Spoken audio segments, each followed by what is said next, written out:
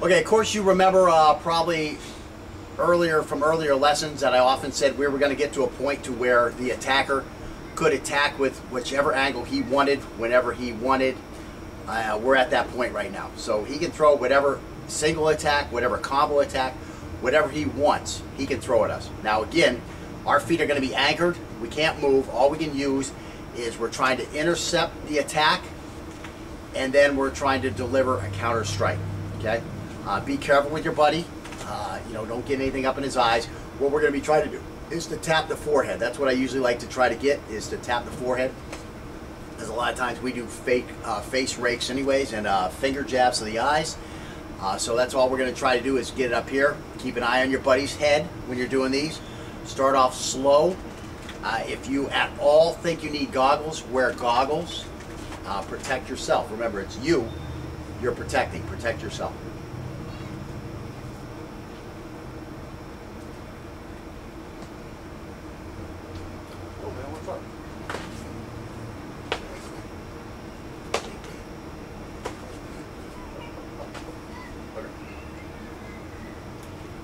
And be careful how hard you hit your opponent.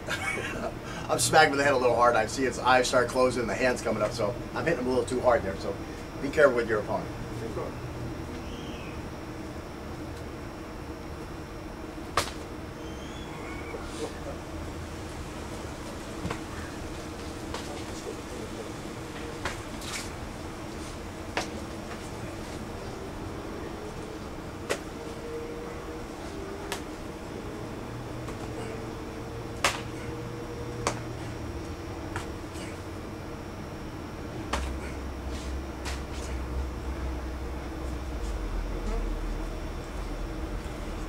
So again, I had no idea what angle he was coming with. I was intercepting the fist because we've been working on this. Again, you got to go all the way back to lesson, what was it, 2 or 3, when we were doing those static blocks.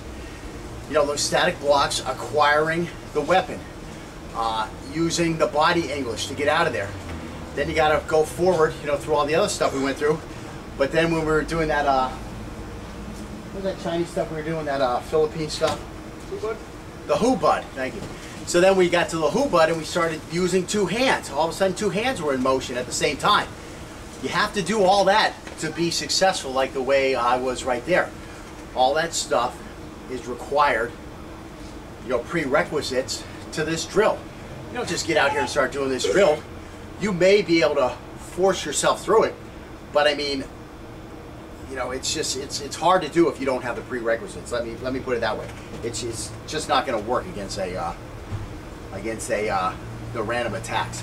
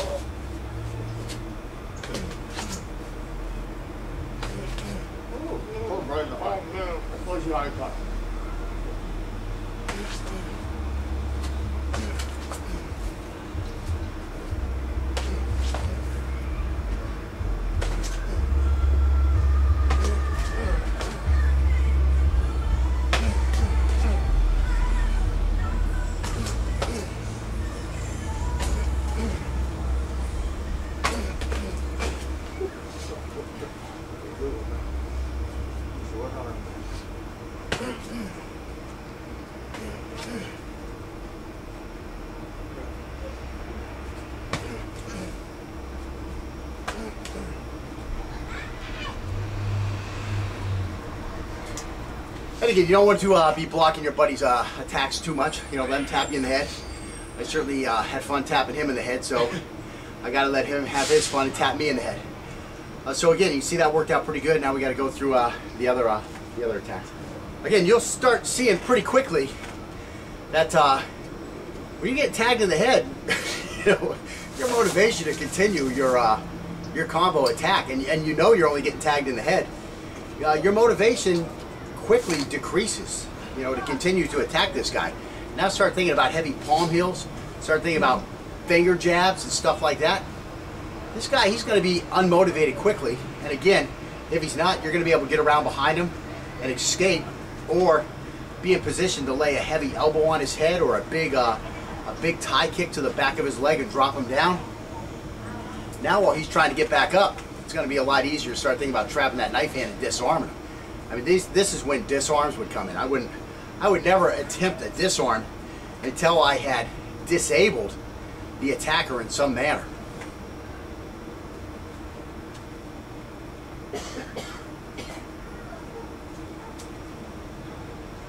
No, man, what's wrong with you?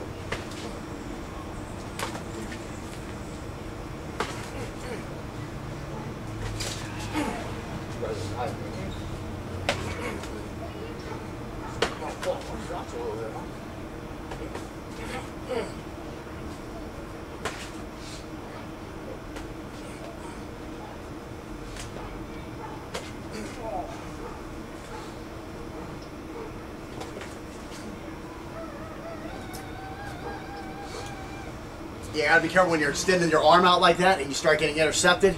It's gonna put a lot of load on that shoulder joint. I've been getting to my elbows a couple times for that. But now Scotty's even trying to block my shots to his face. So, you know, I'm having to pay a little extra attention and not run my hand into his hand that's trying to block me. He's trying to keep a defense up there. So again, a little more realism, a little more skill. Yeah, it's all good.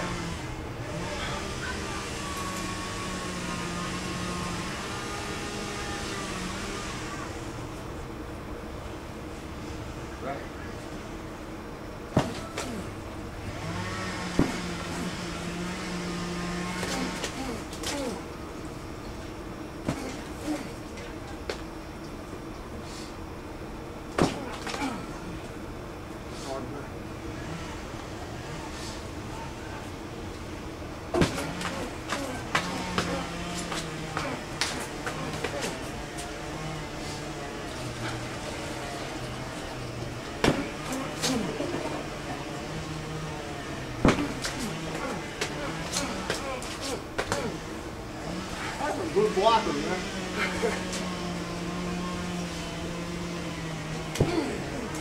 Oh.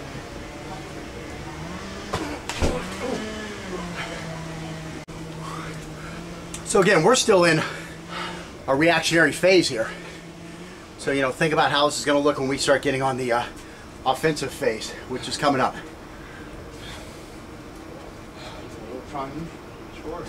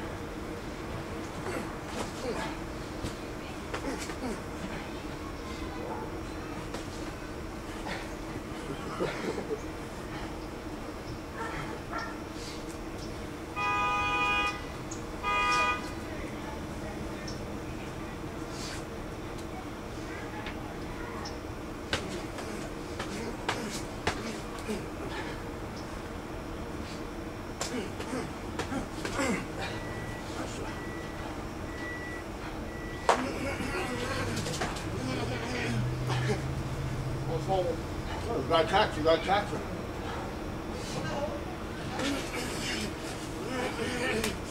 Better bring that hand in. You definitely had this hand. I mean, you got this up here. Bam.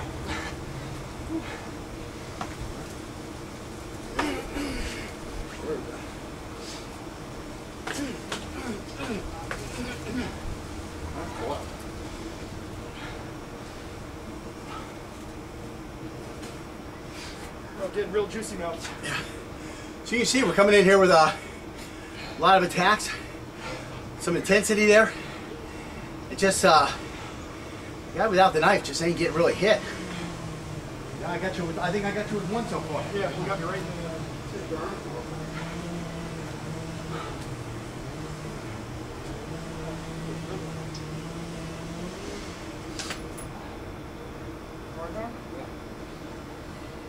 Is that right? Mm-hmm. Right. Good.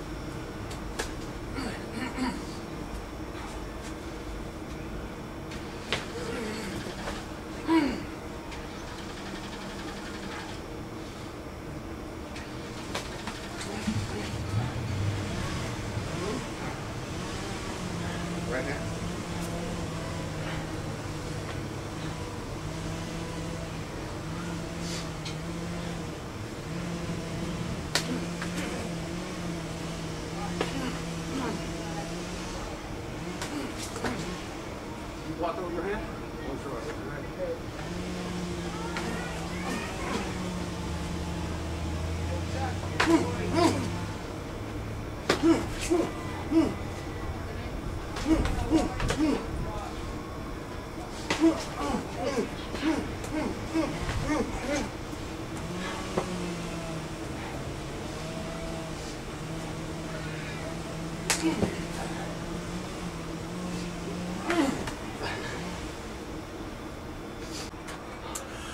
to make this a lot safer, if you're doing this drill and you want to be safe instead of an idiot, I mean, you certainly can put a hand up. So you're attacking with one hand, and you have your hand up, you can put a little strike shield on there, and let your buddy attempt to make contact with the strike shield. That is by far safer than what we're doing. I mean, I actually caught a thumb in the eye.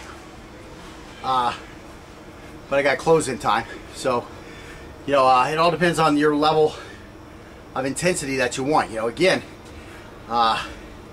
stay at a level of intensity that you are prepared for. Don't get a thumb in your eye while your eye's still open. You know, that's going to be a bad thing, especially if your buddy doesn't have control over his strikes and he just jams it in there way too hard. Again, Scotty's been at this for a while. With an ice, he boxed a little before, and he tried some karate, you know, like I don't know what you call it, textbook karate. He got a karate book with a friend, and you know, tried a little karate like that type of stuff. So he does have some, and he's been in some real fights. So he does have some, definitely has some fighting experience. So, you know, if you don't have actual fighting experience, definitely go slow. Have your buddy hold the thing. You know, when you're hitting this thing 100% and you're blocking the strikes 100%, ramp the speed up. Get the speed to where, you know, you're at 75, 80%, 100%. You know, that's why we have the pads on, so we can sit out here and just pound on each other for a long periods of time without causing injury to the forearms, causing us to slow down. Scotty sometimes gets a little, you know, dinged up somewhere and he slows down a little bit. But again, it would happen a lot faster if you didn't have the pads on. Again, because I got dinged up last week, I'm wearing a lot more padding on my right hand than I usually would. I actually almost I brought out the gloves, you know, my stick fighting gloves, just in case it was going to be bad. But I don't know. I hit that acupressure spot, and it really has relieved a lot of the pressure in it.